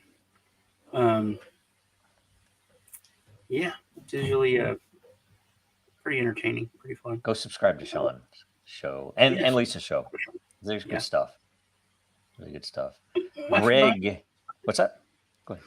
Well, I've got. Go ahead, Greg. Am I going? Is it my turn? Wait, one more thing. It's bad. Go for it. So I can tell me we're dropping the lawsuit against the SEC across the board, all different states, because I look at it as good news. They are disappointed and sad. So for decades, people have been complaining about the qualified investor rule. Gotta stop calling things laws because they're not. Congress don't pass laws. Rule. But the SEC would never do anything. So that's why we were suing them to force the issue and fix it. But oddly, as soon as we started to sue them, they put out a letter that they were going to address it and work on it. So basically, they're going to do something bad. Most likely, they're going to come out on the wrong end of it, and then we're going to do something about it. They're going to make it $25 million. You wanted us to raise that. Yeah, I think that's what they're probably going to do. But the fact that they said that they were going to work on it took the air out of the sails of the whole movement because they hadn't done anything. That was the whole basis for going after them. But we're probably going to end up doing it again, like in a year or so, whenever they come out with, whatever they did. But there are other things that they're looking at going after and working on. And I'm going to be working with them on that. So, wow. Well, that's good. Let me know. Let us know if we can help in any way. Get people involved. Sign petitions. Give more info. Like say, I offered stuff similarly about the what was that? The chokehold, Operation Chokehold stuff. We've not heard anything back about it. I hope they actually are getting somewhere with it. So anyway, Greg, What's up? Well, wanted to let everybody know that I have managed to acquire the Cypherpunk channel on Warpcast, and we're already in there talking about a limited set of things that people have done to further the cause of Cypherpunk, i.e., what code have you written, what code should be written, Nice. and what Catalog. things we're up against, so that we know what code to write.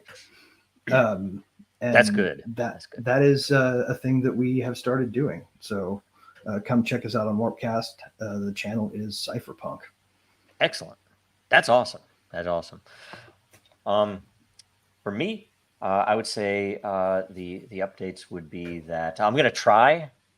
I don't know if I can actually commit to it because sometimes meetings pop up and I don't even get to watch Sean's or Lisa's show, but I'm going to try to raid those shows this week, or at least get Sean to bring me on to cover some of this stuff that's like beyond. Maybe we're going to try to recover the lost interview, Sean's lost interview. So I'm going to try to do that. It's a new year. I'm also going to try to. I meant to do it today, but this is the first time I'm actually MC and I'm producer. I'm trying to run crap behind the scenes. So apologies when I screw stuff up, but I was going to wear a tie today. I'm going to try to start wearing a tie because I'm like, I haven't done that for years. I'm like, I'm going to start doing that. Right. Just put a clip on your t-shirt, man. It's cool.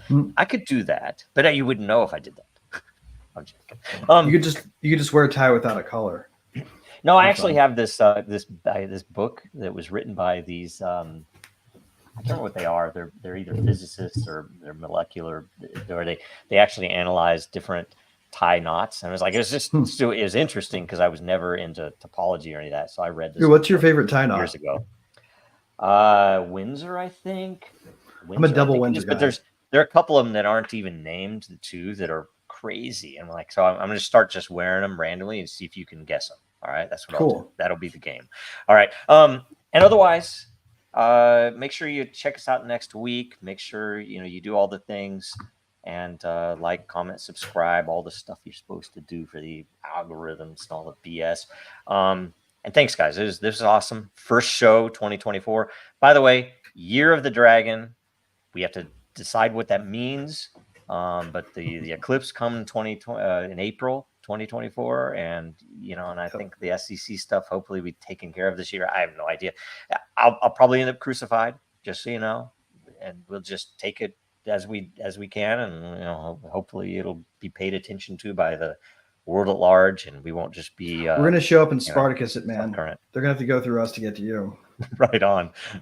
I might grow my beard back out, shave my head or something. Who knows? We'll see what happens. But anyway, you guys have a great week, and we will talk to you soon. The very word secrecy is repugnant in a free and open society. And we are as a people, inherently and historically opposed to secret societies, to secret oaths, and secret proceedings. For we are opposed around the world by a monolithic and ruthless conspiracy that relies on covert means for expanding its sphere of influence, on infiltration instead of invasion, on subversion instead of elections, on intimidation instead of free choice, on guerrillas by night instead of armies by day. Its preparations are concealed, not published. Its mistakes are buried, not headlined. Its dissenters are silenced, not praised. No expenditure is questioned, no rumor is printed, no secret is revealed.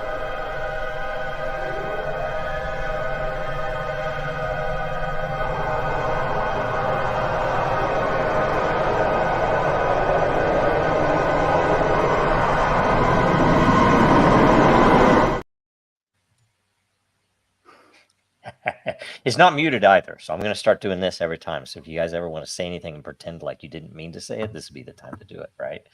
Oh, no. I think we're still alive. Oh, man.